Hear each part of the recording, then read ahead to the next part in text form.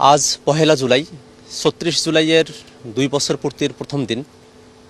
এই ৩৬ জুলাইয়ের যে গণ অভ্যুত্থান, যার মধ্য দিয়ে বাংলাদেশের মানুষেরা রাজপথে জীবন দিয়েছেন এবং দীর্ঘদিন ধরে চেপে বসা এক ফেসিবাদ স্বৈরাচার শাসন থেকে বাংলাদেশকে মুক্ত করেছিলেন, সেই দিনের সূচনা আজ পহেলা জুলাইয়ের মধ্য দিয়ে শুরু হয়েছিল।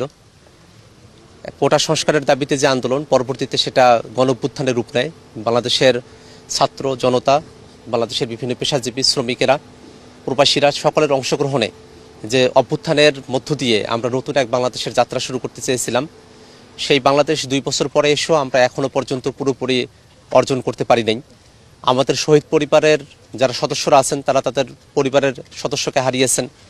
যারা আহত যোদ্ধারা আছেন, এখনও অনেকেই হাসপাতালগুলোতে কাতরাচ্ছেন, যারা এখনও পর্যন্ত পুরোপুরিভাবে সুস্থ হয়ে ওঠেন নাই। সরকারের তরফ থেকে কিছু সাহায্য সহযোগিতার কথা বলা হয়েছে, কিন্তু যেটা এখনও পর্যন্ত অপর্যাপ্ত। এই কারণে আমরা বর্তমান সরকারের কাছেও আহ্বান জানাবো, জুলাই অভ্যুত্থানে যারা শহীদ হয়েছেন এবং যারা আহত হয়েছেন, বিশেষত যারা এখন পঙ্গু অবস্থায় আছেন এবং চিকিৎসাধীন অবস্থায় আছেন, তাদের চিকিৎসার পরিপূর্ণ ব্যবস্থা করা এবং আমাদের শহীদ পরিবার এবং আহত পরিবারগুলো তাদেরকে পরিপূর্ণভাবে পুনর্বাসনের আওতায় নিয়ে আসে এই সরকারের অন্যতম একটা প্রধান দায়িত্ব বলে আমরা মনে করি।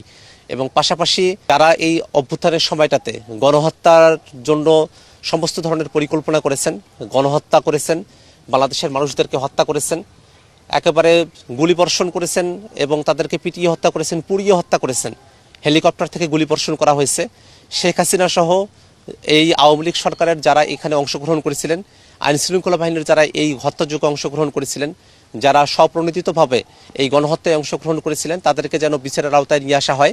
ইতিমধ্যে মামলার রায় হয়েছে শেখ হাসিনার, কিন্তু শেখ হাসিনা মামলার রায় এখনও কবে কার্যকর করা হবে তার কোনো দিশা আমরা দেখতে পাচ্ছি না।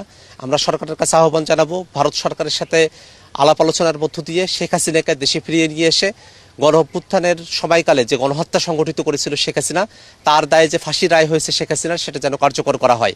পাশাপাশি জুলাই ফাউন্ডেশন এখন এক প্রকার অকার্যকর অবস্থায় আছে, যেহেতু জুলাই ফাউন্ডেশনের বেতনাদি অনেকদিন ধরেই বন্ধ অবস্থায় আছে। আমরা সরকারের কাছে দাবি জানাবো যাতে করে জুলাই ফাউন্ডেশনের বেতন এবং জুলাই ফাউন্ডেশনকে একটা কার্যকর প্রতিষ্ঠানে পরিণত করবার জন্য সকল ধরনের রাষ্ট্রীয় সুযোগ সুবিধা জুলাই ফাউন্ডেশনকে প্রদান করা হয়।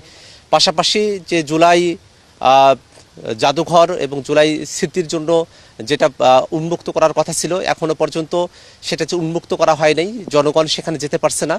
এতে করে ২ বছর ধরে সেখানে যে আলামতগুলো এবং নিদর্শনগুলো রাখা হয়েছে, সেগুলো অনেক কিছুই ধ্বংসপ্রাপ্ত হওয়ার মুখে পড়ে যেতে পারে, নানা ধরনের অসুবিধা হতে পারে। আমরা এই কারণে সরকারের কাছে আহ্বান জানাবো যে যেন জুলাই স্মৃতি জাদুঘর সেটা অতি দ্রুত উন্মুক্ত করা হয় এবং বাংলাদেশের সকল মানুষের জন্য সেটাকে ওপেন করে দেওয়া হয়, মানুষেরা যেন সেখানে আসতে পারেন এবং জুলাইয়ের সাথে নিজেদেরকে